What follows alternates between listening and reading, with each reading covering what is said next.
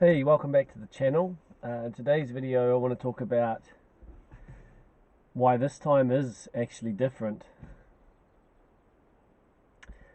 Um, this morning I saw a comment on real estate about somebody who purchased just before the financial crisis of 2008, and after they bought their home, all their equity disappeared and they struggled to keep the house and make the payments. But they just hung on, and in that time, because they hung on, their real estate tripled in value. And this is true. This is what more or less has happened around the globe. So now we see the same thing playing out. Unfortunately, a lot of first home buyers last year in my country, they piled into real estate, and they used to call it FOMO, fear of missing out. And then that became to fear of overpaying. Became the new thing when it started to go down. People were too scared to commit, because before they surrendered to the, well, if I don't pay this for it, if I don't buy this house and I don't get it, somebody else will get it, and I'll then see that house is worth more a year from now. So I really can't haggle the price, because it was like a scarcity mindset, right? And now we have more of an abundance mindset when it comes to buying property. But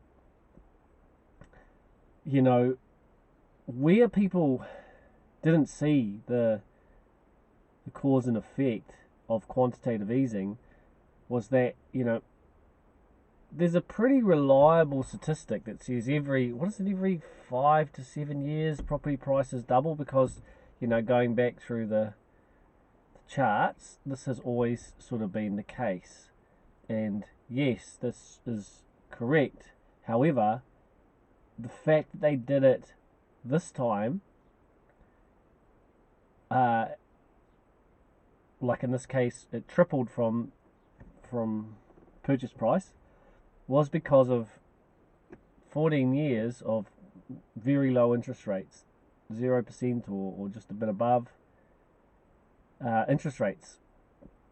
And so the interest rates and the quantitative easing providing liquidity to the markets allowed prices to just go, up like this, and did the same thing to the stock market. There was just a on the stock market as well. So people confused the real state of the economy and the real fundamentals of the housing market with the effect of the cheap money being poured into the market. And so the comment that this is going to happen again, and it could happen again in dollar terms, but in real terms, well, that remains to be seen, because this time it is truly different, because the quantitative easing has caused inflation that has been consistent for the last 12 months, getting worse and worse.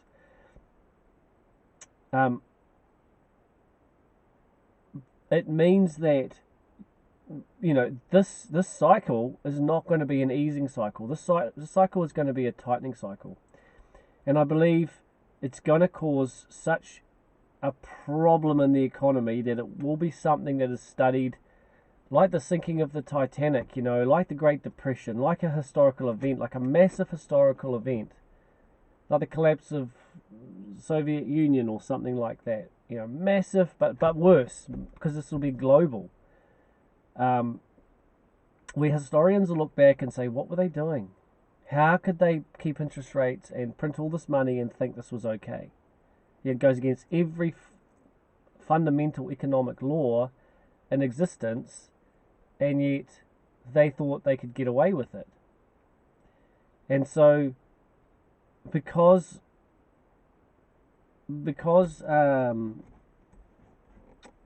of these actions, the cycle is going to be this tightening cycle where I believe interest rates will remain high for a long time.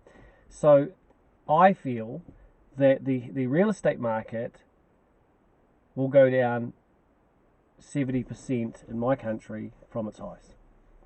I'm the most craziest, outlandish prediction that there is on that. No one else thinks that, but I think that.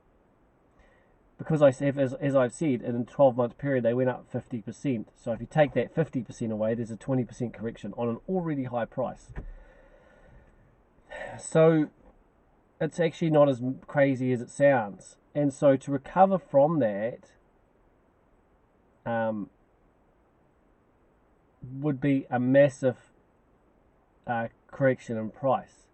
And the thing is, people who have been burnt, they don't go and start buying into bubbles like what the last 14 years caused, because they've seen it before and they say, I'm just not gonna, I've seen what happened last time, this is exactly what happened. Whereas before, yeah, we had the financial crisis, but it was only a very short period of time that it was painful, and then it just sort of went away, where it improved and improved and improved. Yeah, it was a hard time, but it wasn't Armageddon, you know. It was in America really bad for a short time, and so and around the globe, but it, you know, with the quantitative easing, it sort of went away.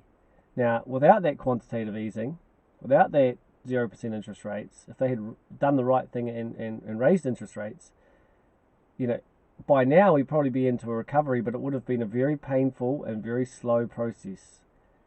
And so now, because we've got inflation, we can't use that means to get out of this, you know, to get our way out of it. We have to do this the right way and the hard way, and this is going to be very, very painful to go through.